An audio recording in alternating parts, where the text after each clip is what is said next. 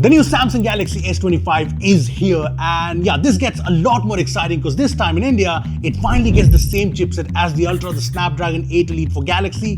This also has the same sort of experience, the same AI features, but there's a lot more than what meets the eye. This is Rupesh, you're watching Sillycorns, and let's not waste any more time. What all is new in the Galaxy S25? What has improved? What has not? I'm going to answer all of that, but all I ask politely is for you to subscribe. Done? Let's get going. Okay, so this is the new Galaxy S25, and I know there are people who wait for the base Samsung flagships every year because compact flagships are rare, and we've got this in the subtle icy blue color. In terms of design, yes, this has the new camera rings from the Z Fold 6, and yes, this is thinner at 7.2mm compared to 7.6mm on the S24, and you notice that. The S25 is also 5 grams lighter when compared to the S24, but that is less noticeable, and other than that, it looks identical to the S24. I mean, you still get the Gorilla Glass Victus 2 back, the armor aluminum frame, and all of this is not a bad thing. I mean, the S24 was a proper compact phone, and this too remains a nice compact phone. I mean, just look at the difference in size compared to the Ultra. The display too hasn't changed. It's the same 6.2-inch LTPO Dynamic AMOLED 2X panel with Gorilla Glass Victus 2, and it still looks great. Great colors, deep blacks, very bright, super smooth to use, especially with the new OneUI 7 update. There is also HDR support in YouTube, there's HDR support in Netflix, and movies and shows look great. Plus, all the flagship grade features remain the same. Good stereo speakers, NFC support, nice ultrasonic fingerprint scanner, fast USB 3.2 port, IP68 rating, wireless charging is there with support for Qi 2.1, so not magnetic, but should work with magnetic cases. The one thing that could have been better is haptic. It's not bad, but it's not the best either. Now, I know the display and design of the S25 kind of give you the whole vibe of why fix it when it ain't broke, but let's talk about the real deal now. So the big upgrade here is Snapdragon 8 Elite for Galaxy, which brings a faster clock speed of 4.47 GHz compared to 4.32 GHz in the usual 8 Elite. And what's also cool is that there's no 128GB variant in India, and also for the first time, 12GB RAM is now standard across all variants.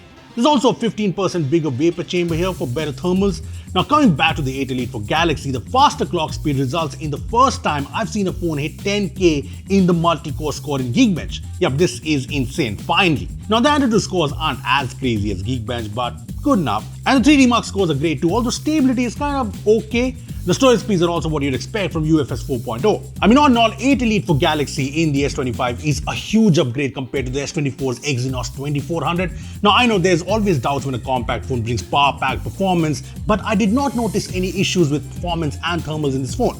See, day-to-day performance is snappy, haven't come across any lag or stutter. Even once in my usage, everything just flies, be it multiple apps, intensive apps, and gaming is great too. I've been playing mostly BGMI on this, and the performance is what you'd expect from a flagship-grade phone like this. And as for thermal, sure, it gets warm when running benchmarks or when playing games for long hours, but it's warm and not exactly heating, and I did feel that this translates into better battery life. So this has the same 4000 mAh battery as the S24, but I did a test where I ran the same multiple benchmarks on both the phones to see the battery drain, and it was a big difference. The drain on the S24 was 44%, while the drain on the S25 was 26%. That is crazy. I mean, that's probably due to better optimization or the larger vapor chamber, but yeah, in general also, the battery life has been great. I mean, a screen time of 5.5 hours, 6 hours is what you can expect from this phone. Now, it's not just the battery where there's more than what the specs tell you. I felt the same for the cameras. Once again, the camera specs are the same as the S24, and yes, an upgrade to these lenses would have been great, more exciting, but it looks like Samsung has worked on the optimization. Here are some comparison S25 versus S24 shots, and even though it's the same camera setup, the S25 main camera captures more details at times visible when you zoom in. I know not a huge difference, but I noticed the same improvement in the telephoto lens too. Better details at times, slightly better colors in low light, and I found the skin tones to be more color accurate in portrait mode shots, which is something we have been wanting.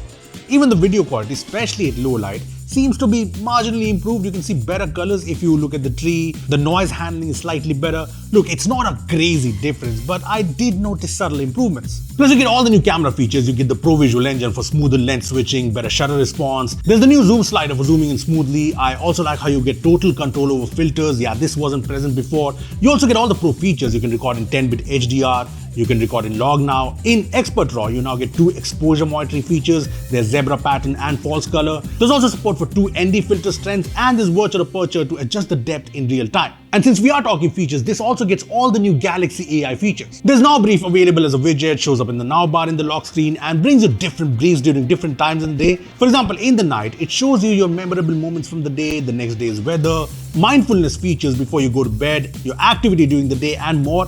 And this is going to get better as you use it more. And yes, this works on device along with a lot of other Galaxy AI features, as you can see. The S25 also brings audio eraser, which lets you cut down different noise and works well. There's also AI select, which depending on your usage over time shows you different options. Circle to search is better, and the sound recognition feature is great for viral reels. There's best faces, which is to swap faces in group photos. And I also found this boost dialog feature under the sound tile in the notification shade, which is pretty handy.